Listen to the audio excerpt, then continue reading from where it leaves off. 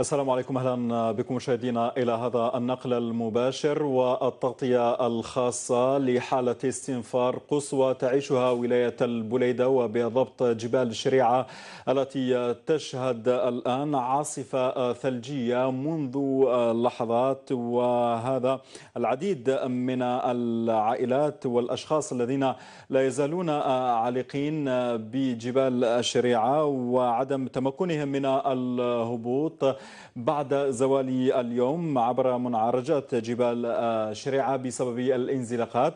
هذا وتناشد العديد من العائلات التي توجهت صبيحة اليوم إلى جبال الشريعة رفقة أبنائها أيضا تطلق نداء استغاثة للسلطات المحلية، كما تتابعون في هذه الصور التي أرسلتها فرقتنا التقنية بعد زوال اليوم. لكن الثلوج تواصل التساقط بكميات جد معتبرة. هذا وكانت مصالح الأرصاد الجوية قد حذرت من تساقط الثلوج على المرتفعات التي يفوق علوها 700 متر. إذن انسداد الطرقات بسبب الثلوج بمرتفعات الشريعة إذن، والمئات من الأشخاص لا تزال عالقة في منعرجات جبال الشريعة ولم تستطع الهبوط إلى وسط المدينة بسبب الانزلاقات. إذن هذه العائلات تطلق نداء استغاثة للسلطات الولائية من أجل فك الحصار عليها. يلتحق بنا الزميل هارون نمول المتواجد منذ صباحة اليوم بجبال شريعة لموافاتنا بآخر التفاصيل والوضعية الآن هناك، والعشرات أو المئات من الأشخاص لا يزالوا عالقين رفقة أبنائهم والصغار في المركبات التي تحاصرها الثلوج. هارون، هل لك أن توافينا بالتفاصيل؟ مساء الخير محمد، مساء الخير كل متابعي تلفزيون النهار في هذه الليلة الباردة الشتوية. محمد، أضيف لما قلته. انقطعت المكالمة مشاهدينا من جبال شريعة أين يتواجد الزميل هارون النمول.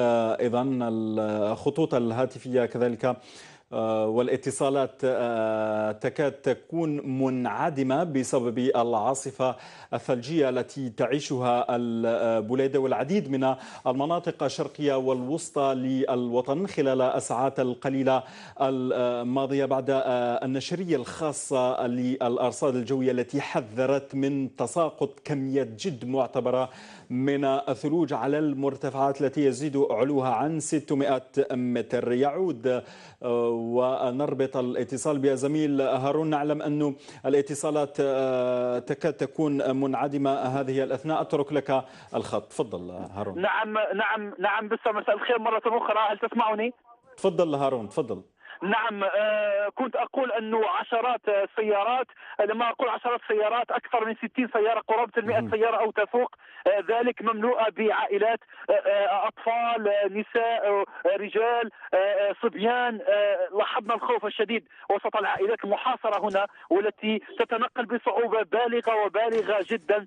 ثلوج كثيفة جدا، عاصفة ثلجية تضرب في هذه الأثناء، درجة حرارة تصل إلى 6 درجات تحت الصفر في هذه الأثناء. لاحظنا الخوف في وجوه عدد كبير من العائلات المحاصرة، خاصة الأطفال الذين قدموا منذ الصبيحة، لكن لم يسعفهم الحظ أن يحصلوا في هذه المنطقة بجبال الشريعة. على كل مصالح الدولة الوطني والجيش لاحظنا تدخلهم منذ الساعات الأولى، لكن في حديث جانبي مع المسؤولين في صعوبة لتوغل شاحنات وكاسحات الثلوج في هذه الأثناء، في صعوبة بالغة. قدر يتواجد عدد كبير من السيارات التي تحاول النزول من هذا الموقع. على كل سنحاول أن نرصد لكم بصوت وصورة ما يجري هنا، ونرسل لكم المادة إن شاء الله في قادم المواعيد.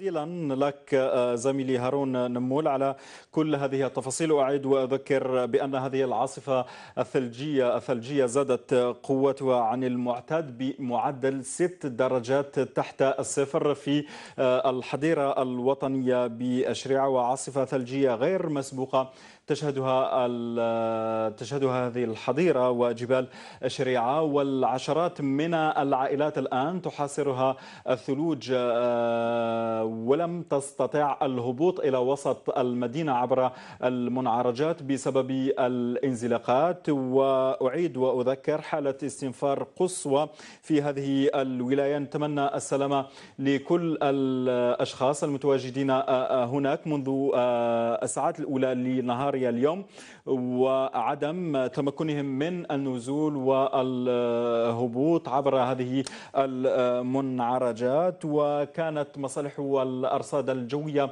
قد حذرت في نشرية خاصة من تواصل سقوط الثلوج. ومن جهتها مصالح الدرك الوطني تعمل جاهدة رفقة مصالح الحماية المدنية على فك وفتح الطرقات التي أغلقت بسبب الثلوج الكثيرة التي تساقطت على جبال الشريعة.